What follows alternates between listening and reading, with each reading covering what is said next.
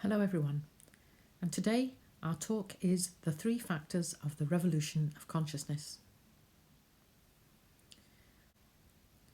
The aim of these lectures, which some of you may have been listening to now for some time, is to inform you of the work on oneself, the path of self-development, and how to discover the purpose of life. People are looking for something, but it is hard to find because we tend to look outside of ourselves and not inside. Remember the quote from Carl Jung, "He who looks outside dreams, he who looks inside awakens." Our aim in these lectures is to help you to reach a point where you can take up the path of self-development on your own and work to develop your own conscience.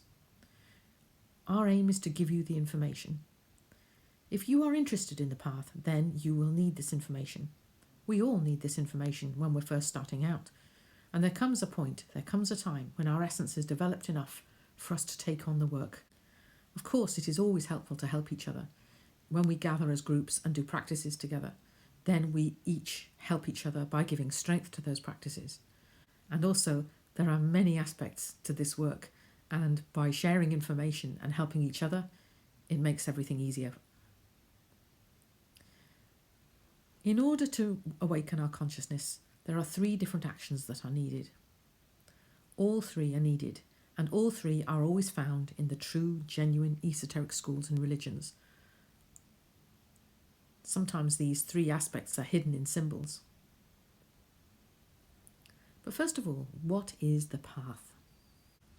We spoke about this path in the lecture, Evolution and Involution, and here we said that the essence comes from the 7th dimension, the superior spiritual dimensions, sent by its own innermost being to gain information, to gain experience. And the ultimate aim of this experience is self-realization of the being. The aim is for this essence to go back up the wheel of samsara and to rejoin the being in this spiritual realm. What happens is that we descend down to the mineral kingdom, we work our way up through gaining experience, the plant and animal kingdom, until we reach the human kingdom. And in the human kingdom, there is an opportunity for us to escape from this wheel and go back to that spiritual dimension. We can go back and rejoin the being only from the human kingdom. In reality, we tend to go around this wheel many times until the essence has enough information and enough experience to be able to make that step. But this is what we're talking about when we refer to the path. This is the path in the human kingdom where any essence who's gained enough experience and enough maturity, and we realize that we want to rejoin our innermost being and go back to that spiritual dimension. This is the vertical path that we've spoken about in so many of our lectures. The horizontal path relates to passing through those kingdoms on the wheel of samsara, and we can go to the end of our lives with the possibility of repeating it again. And if there is no development, this is what will happen in the human kingdom 108 times. However, if in one of our lifetimes we decide that we're going to try and develop that which we have within us, which is called essence or consciousness, then we start taking a different path. This path starts from the present moment where those 2 lines cross, and the vertical path is the one that ultimately takes us to our goal. Sometimes this path is referred to as the 3 mountains, and by the end of the 3rd mountain, when we've reached the top of the 3rd mountain, the essence is fully realized and fully assimilated with our own innermost being. Somebody can get the grade of a master even on the 1st mountain. There are definite stops on the 1st mountain. 1, 2, 3, 4, and on the 5th one, somebody would be awakened. There they would have the grade of master. But from there, there's still plenty of work to be done to rescue the essence from all of those subconscious, infraconscious, and unconscious particles within our psychology. So it's a definite path, but this path is based on 3 pillars, 3 aspects of the work. We've really spoken much about the first part, which is the first factor, which is the death of the ego. Most of the lectures that we will have covered relate to this first factor, This is the first pillar. This is the most important aspect at the beginning. Everybody starts with the first factor. We cannot get anywhere without, first of all, establishing that self-remembrance and then rescuing the particles of essence that our ego has got trapped. This is the first pillar that everybody comes to. Later on down the line, then somebody might come to the second factor, which is where we talk about the birth of the bodies. And the bodies we are talking about here is the astral body or the mental body. We've touched on this pillar a little bit in the lecture on saving the creative energy, because this second factor is related to saving and using our energy wisely. That creative energy is going to be the one that we will be able to use to create that astral body. When we spoke about the Hamsa in a previous topic, that practice is one of those that's related to this birth of the bodies. Another aspect, the third factor, is where we give help for humanity. We've really touched on this in our lecture about karma and dharma, because this is really where the values that we need to do the work come from. We might have karma to pay, but we can earn dharma through good actions. And likewise, if we have this information, if we have this experience that we know can help humanity, and we give it, then this is related to the third factor. The first factor is related to the death of the ego, as we said before. And we've also said, if I bring up my pointer here, that 97% of our essence is trapped by the ego. That is the vast majority of our consciousness is trapped. Each one of these dots represents 1% of trapped essence. We are born with 3% of free essence. And that 3% of free essence is enough to get us started on the path. But first of all, as you know from our previous lectures, we have to gather up that 3%, because the 3% as we are now is very much scattered, and it's not in one homogeneous place, one whole. Our aim is to become focused so that we learn to live in the present moment. Learning to live in the present moment enables us to gather up that 3% of essence. And when we gather up that 3%, then we're in a position to go and rescue the other 97% bit by bit. And we do this through the death of the ego from each one of those many, many unconscious aspects that we have. The whole process was outlined in a previous lecture, and we called that lecture the process to dissolve the ego. So you can refer to that lecture to see exactly how this is done in more detail. Remember, the death of the ego is something advanced, but the gathering of the 3% is something that we can do now. It's something that we can do immediately by learning to live from moment to moment, using those qualities of the essence, which we call will and perception combined, and remembering that that's what we're doing. By dedicating ourselves to each task that we do during the day, slowly that 3% gathers up. And soon the essence is aware of what it's doing. It knows what it's doing. It knows whether it's listening or seeing and so on. And then it can start to investigate where the other percentage of essence is trapped. It can use self-observation for this. This is the factor that we start with. We are working to increase consciousness and remove the ego. Those are the things that harm us and hold us back. And here's a picture to remind you from that lecture. It is the innermost mother which removes the ego and reclaims our essence for us. Moving on to the second factor, which is the birth of the bodies. We say that we have 4 bodies in existence. We have the physical body, which we know. And we also have then the vital body, which is a counterpart of the physical body and which is responsible for revitalizing the physical body when we go to sleep. We do also have an astral body, but it is not formed, it is not properly formed. It is sometimes called the lunar astral body instead of a solar astral body. And the one that we want to investigate into the astral properly is the solar astral body. And this has to be created. And it's the same situation with the mental body as well, and with the vital body. We're looking to have the solar bodies, as they call them.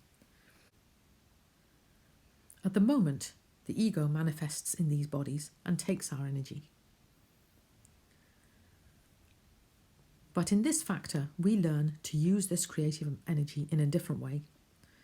Here we have concentration and imagination working together.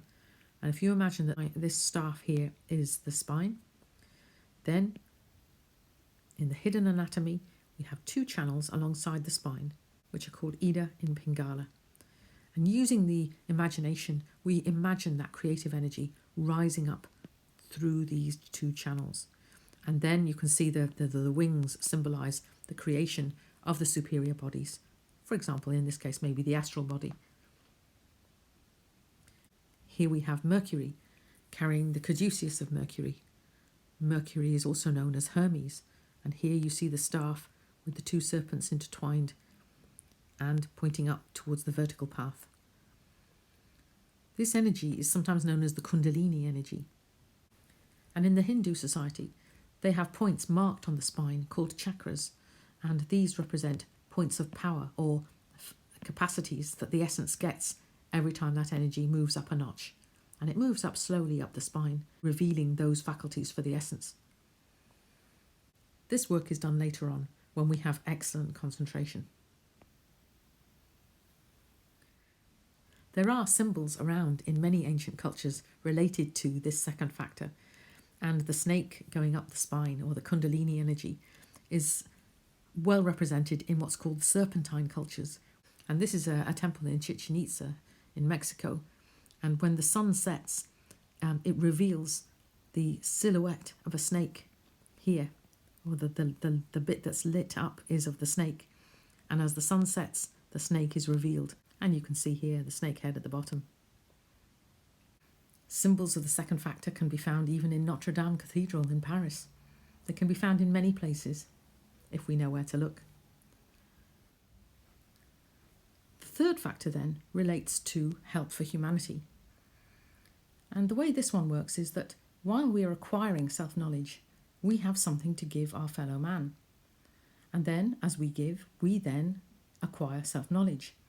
In giving, we receive, it's said. It's a principle that we don't keep this teaching selfishly to ourselves. Doors will be opened as the divine law helps. This is related to the karma. Each one of us gives, and which is an action, and then there is a consequence. And that consequence, when we help humanity, comes back in a favourable manner. It is vital for the awakening, a principle of the work. However, I must state that the third factor has to be given with knowledge, not just repeating facts like a parrot.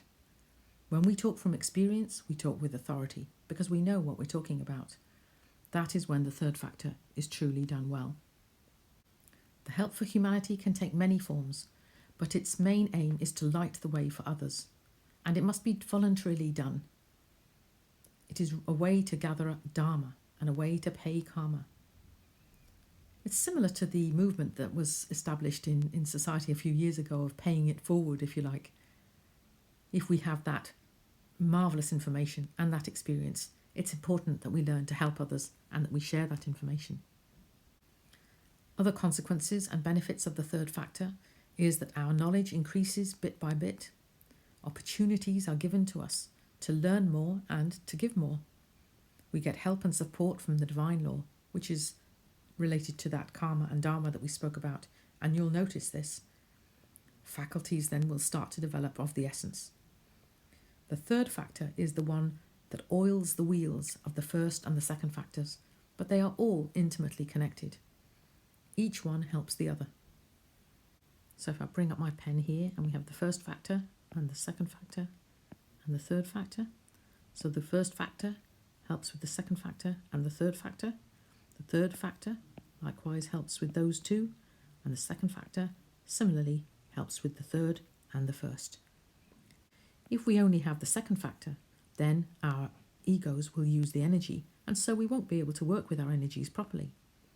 If we only have the third factor, then we will become useless because we won't have any experience to share. We will simply be stuck in theory. We need to be balanced in all three, with the first factor helping the second and the third, and so on. As I said earlier, the most important one, and the one that we all start with, is the first factor. So this is the one that we need to be experienced with before then we can share those experiences with the third factor. And we certainly need to get that concentration here as well before we can attempt the second factor.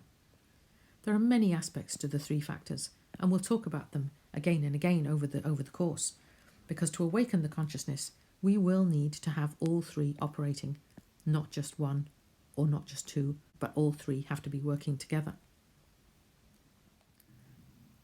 I'd like to share this passage from The Igneous Rose by Samael Aun in relation to some students who only work with the first and possibly the second factor as well, without working in the third.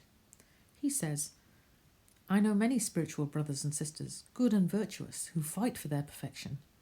I know many brothers and sisters who fight indescribably to correct their defects and to purify themselves. Yet they do not remember others. They feel alone. They fight for their own spiritual progress and for their moral self-development.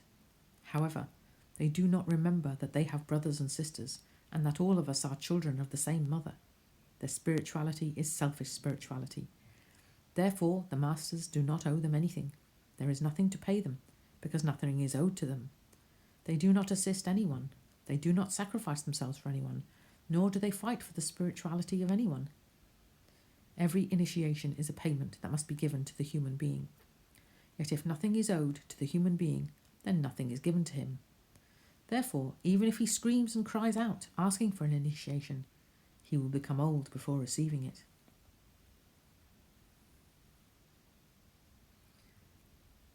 Samael Aun often gets letters from students asking him to give them a hand, to help them in the work. And he says, "But I am helping you. I am giving you all of this information. It's now down to you to do it." And certainly, no one can do this work for us. If we want to start with the work, with the first factor, it's down to us. It's down to us to put into operation those practices of the will and the perception, remembering that we're doing it, using the analysis to stop us from going off course, learning to concentrate so that we can hold ourselves for a longer period of time in self-remembrance. So now we come to the homework. Review your practices. Review how you are applying the will and perception. Every activity should be done now as an exercise in trying to remember yourself. Simply look at the action that you're doing, feel the action that you're doing, and then perceive it. Perceive that you're doing it. Use the senses there to help you to keep to that point. Make petitions as well to help you. Never forget the petitions, because essentially the work of the revolution of the consciousness is so that our consciousness can return back to that superior dimension, to the spiritual realms where our innermost being is. This is the yearning of every human being to get back there. And when we have the opportunity to do it, we need to make hay while the sun shines, as they say. Carpe diem. I've also put on the homework, try the jump. And this is, of course, the astral jump. You can check that video lecture as well. It's really good to get an astral experience because it gives the essence a lot of encouragement to keep going, because the essence wants more information. The essence loves to learn. It loves to gain information that's out of the ordinary, that's on the vertical path, if you like. So keep trying the astral jump. Remind yourself, you just take the little jump and ask yourself, am I in the physical or am I in the astral? And check as often as you can during the day. I've also emailed you the preface from The Great Rebellion, which we'll talk about in the lecture called The Struggle of Opposites, so you can get ahead of this one. And then you can review the topics related to this talk on the video lists. This talk really has been about bringing together many of the topics we've already spoken about to show you how they sit in relation to this work as a whole. And any questions, of course, email us at info@htsk.ie.